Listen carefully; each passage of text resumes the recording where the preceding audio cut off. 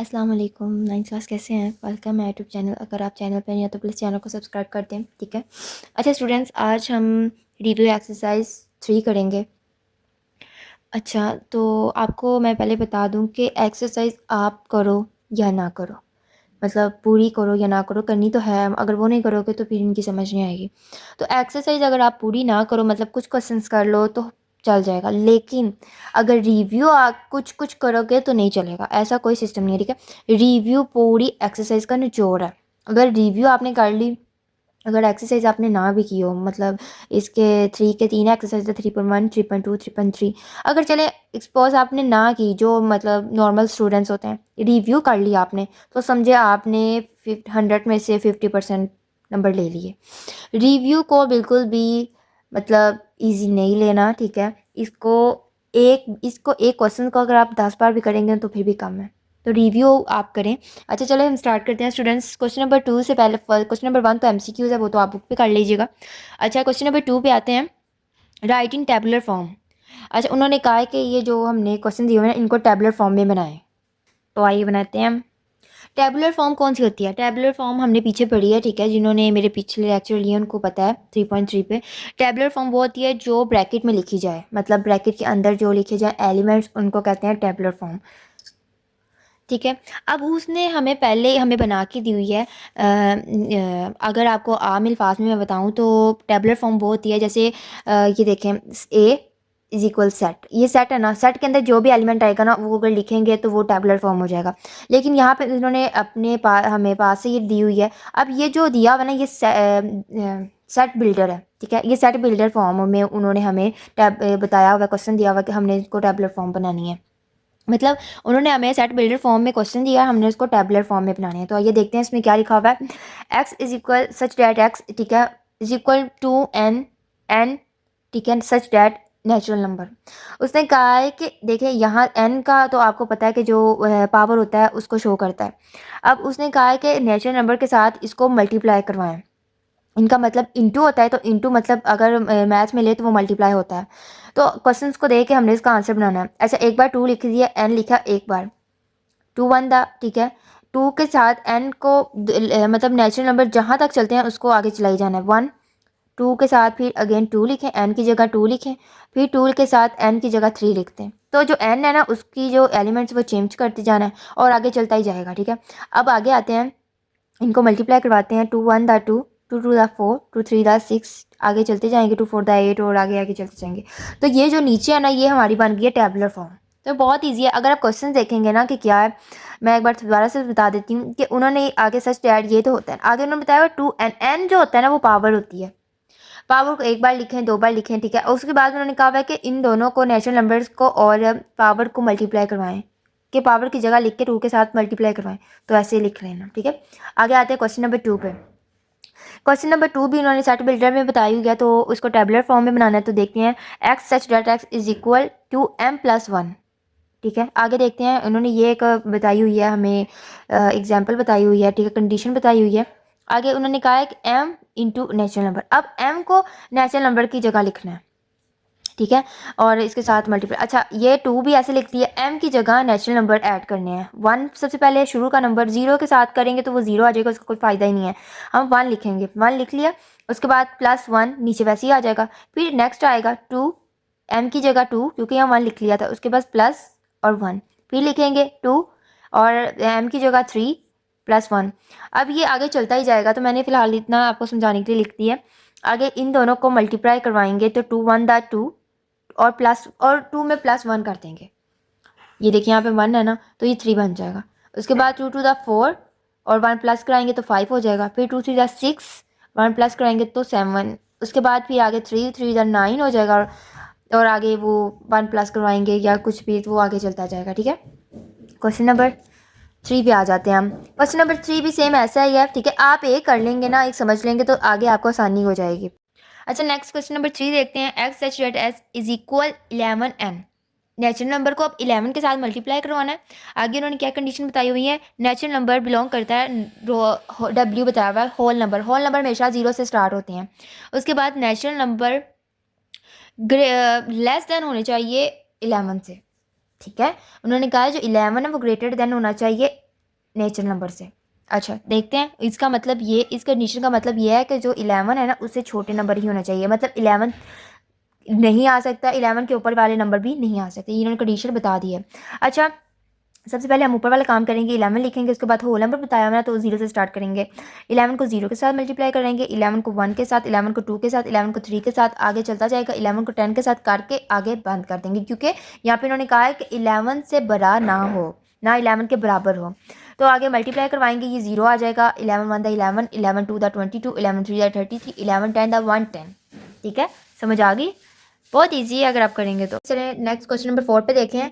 X such that x belong to E मतलब होता है इवन नंबर। ठीक है, इवन नंबर किससे बिलोंग करते हैं? 4 छोटा हो एक्स से, 4 से बड़ा हो, ठीक है, और 6 से छोटा हो, तो इन दोनों के दरमियान में कोई इवन नंबर हो। अब ये देखिए 4 ये है, ठीक है, 4 5 6। अब इसमें 4 से बड़ा हो और 6 से छोटा हो, तो यही आ रहा है, तो ये इवन नंबर नहीं है, ये ऑड नंबर है, तो इसलिए इस पे एम्प्टी सेट आए। क्वेश्चन नंबर 5 देखते हैं। X such date x belong करता है ओ अब क्या है? ऑल नंबर है, ठीक है।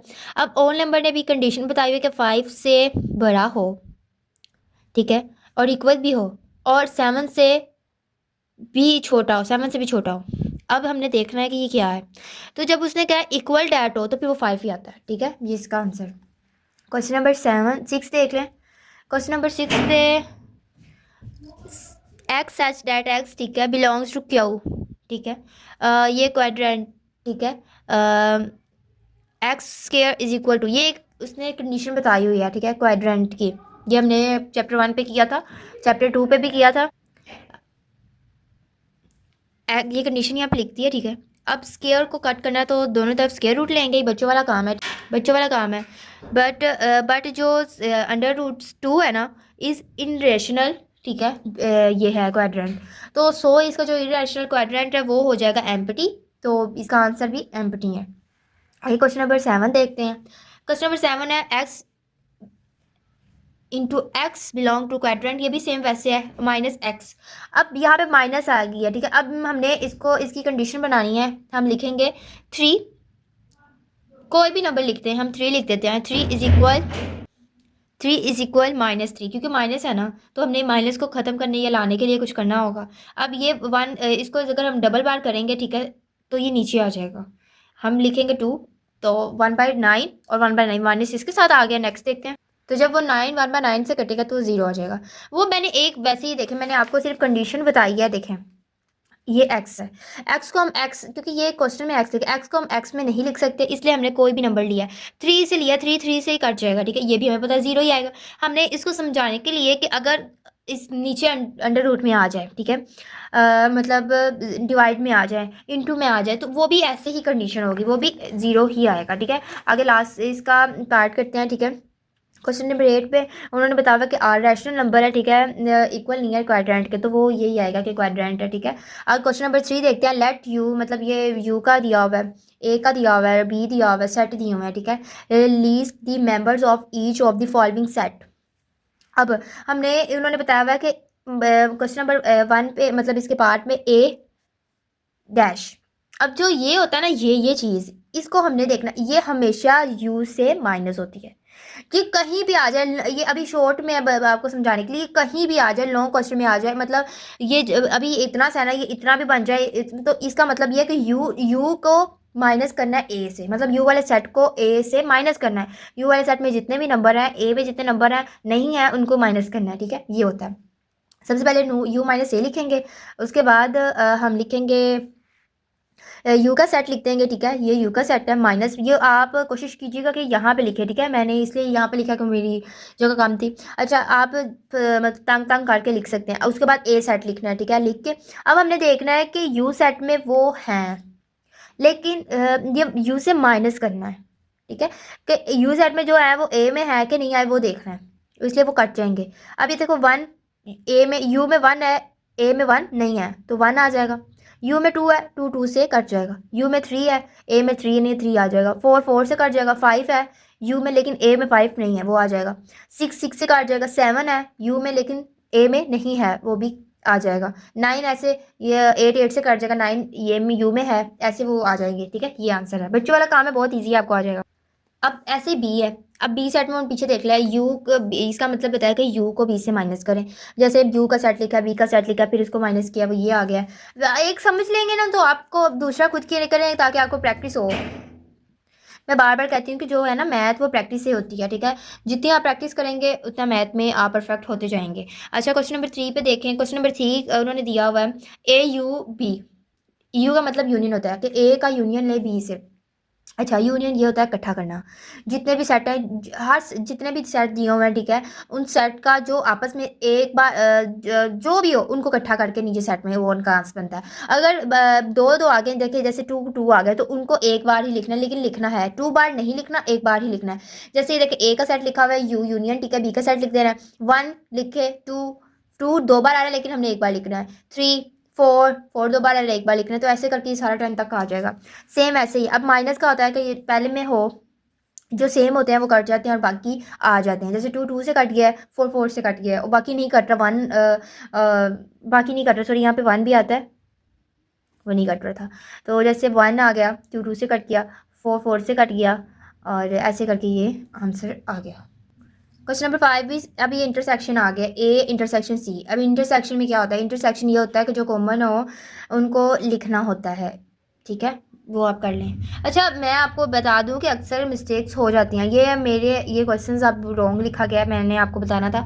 ये क्वेश्चन नहीं है, ठीक है, ये क्वेश्चन रॉन्ग लिखा गया। अब सेट ठीक लिखे हूँ मैं, लेकिन मैं आपको निकाल के दिखाती हूँ कि देखें इंटरसेक्शन है, इंटरसेक्शन में जो दोनों सेम हो वो लिखते हैं। तो ये देखें, अब इसमें सेम कोई भी नहीं आ रहा।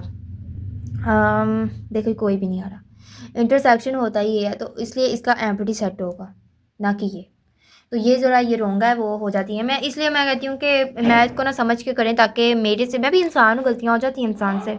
आगे देखें क्वेश्चन नंबर 4। क्वेश्चन ये सी है, ठीक है, इसको ज़रा क्वेश्चन नंबर 6। अब ये A dash U union C dash. A dash का पहले हल करें, फिर यू डैश को सी डैश का कर देते हैं। ठीक है, सेम ऐसे ही। ए डैश हमने पीछे हल किया हुआ था, तो मैंने उसका आंसर ले लिया। अब सी डैश हम करते हैं कि यू माइनस सी। तो यू का सेट लिखा, सी का सेट लिखा, तो उनका ये आंसर निकला। ठीक है, जो यूनियन में है उसको कट करना है ना, मतलब एक एक से कट गया, 3 3 से कट गया, तो बाकी 2 बचा, तो ये सारे लिखते हैं। उसके बाद ए का से लिखना है आंसर, बी सी डैश का आंसर लिखना है, उनका यूनियन करना है, तो वो इकट्ठा हो जाएंगे, दोनों सेट इकट्ठे हो जाएंगे। ठीक है, सेम ऐसे ही है कि ए का लिखना है, सेट मैंने पहले निकाला हुआ है, और सी का सेट लिख के उनको यूनियन कर देना है। और ये लास्ट पे यूनियन सेट, यू को यू से करें, मतलब यू में जो भी है ना डैश आगे, तो हमने ये करना है कि यू को यू से माइनस करें, तो माइनस यह कि सारे माइनस हो जाएंगे, तो वो एम्प्टी सेट आ जाएगा। क्वेश्चन नंबर 4 देखें। Using Venn diagram if necessary find the single set equal to the following. अब उन्होंने क्या यूज़ करें वेन डायग्राम, उसको मतलब लिखें, उसका बताएं आंसर निकालें वगैरह। अगर आपने निकालना तो आप रफ फैमल में निकालें, नहीं तो देख के पता चल रहा है कि ए डैश है, तो डैश आपको पता है यू माइनस ए से ये निकलता है। अब जब निकल आएगा तो आप बताओ कि कौन सा ये सारा हो जाएगा कलर। कल सारा डायग्राम बनानी है, ठीक है, उन्होंने बताया वे यूजिंग करें, यूज़। तो डायग्राम भी ज़रा हल करें। अब देखें, यू माइनस ए है ना, तो हमने यहाँ लिखना है ए, ये है, ये यू है। अब जो है ना माइनस करना ना यू से, हमने देखना है ना कि जो यू में है वो ए से हमने कट कर देना, और बाकी यूनियन के ही मतलब बचेंगे ना। तो अभी फ़िलहाल ये कलर हो जाएगा बाहर वाला। ठीक है, ये देखें, ये कलर करके हमने ये डायग्राम बनानी है। उसके बाद नेक्स्ट आ जाते हैं 2 पे, ए इंटरसेक्शन यू। ठीक है, अब आपको पता है इंटरसेक्शन में ये होता है कि जो पहले में हो और दूसरे में ना हो तो वो आंसर होता है। तो हमने इसमें देखना है कि ए ये है ना, तो ए में कलर हो जाना है, क्योंकि हमने देखना है कि पहले में जो है वो दूसरे में है कि नहीं, तो वो हमने लिख देना, ये होता है। अब ये आ जाएगा थर्ड वाला, ए यूनियन यू। अब आपको पता है यूनियन में सारे सेट को इकट्ठा करके लिखना है, तो ये फुल आ जाएगा। ठीक है, ये पूरा कलर हो जाएगा, ये यू है और ये ए सेट है, लेकिन ये सारा हो जाएगा। अब ये देखें, ठीक है, क्वेश्चन ए यूनियन एम्प्टी। अब एम्प्टी तो कोई है ही नहीं है, एम्प्टी को तो खाली होता है, तो हमने वो डॉट जाहिर कर दिया है। वरना ए से अगर ए को यूनियन करे एम्प्टी, तो एम्प्टी तो ये देखे खाली होगा, तो जो ए सेट होगा वही होगा ना, तो वो ए हमने बाहर ही लिख दिया, तो वो समझे हो क्या। क्वेश्चन नंबर 5 देख लें, एम्प्टी इंटरसेक्शन एम्प्टी, मतलब एम्प्टी खाली को खाली से करें तो वो तो डॉट मैंने जाहिर कर दी है, वरना इसका कुछ नहीं होता। ठीक है, क्वेश्चन नंबर 5 देखते हैं हम।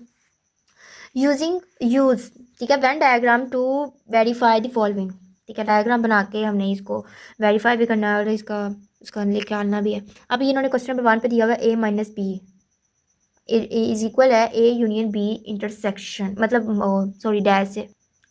तो लेफ्ट हैंड साइड, ठीक है, लेंगे, इसकी डायग्राम बनाएंगे, ये बना लिया। आपको पता है ए में जो माइनस करना होता है तो ये इसके साथ हो गया, ए में कलर हो जाएंगे।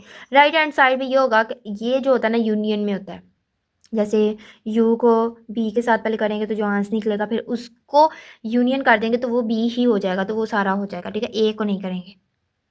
आगे अगर दोनों को मिला के डायग्राम बनाएंगे तो वो ये बनेगी, तो हम लिखेंगे A minus B is not equal to A U union B dash से। ऐसे ये क्वेश्चन है। कुछ क्वेश्चंस आप खुद करिए करें ताकि आपको प्रैक्टिस हो। मैंने ये लिख दिया, आपको समझ आ गई होगी, ठीक है। मैं इसलिए मैंने कहा कि ज़रा मैं शॉर्ट में, क्योंकि वीडियो बहुत लंबी हो जाएगी। आपको पता है रिव्यू एक्सरसाइज बहुत लॉन्ग है, तो मैं यही चाहती हूँ कि जो है ना कि एक क्वेश्चन आपको समझाओ, नेक्स्ट क्वेश्चन आपको खुद समझ आ जाए ताकि आपको पता हो। क्वेश्चन नंबर 6 देखें, verify the property for the rule set A B C and given. अब उन्होंने बताया हुआ कि जो प्रॉपर्टीज हैं, अच्छा ये ज़रा समझने वाला क्वेश्चन है, आप समझे और नेक्स्ट पार्ट आपने खुद करना है इसका, पार्ट 1, ठीक है।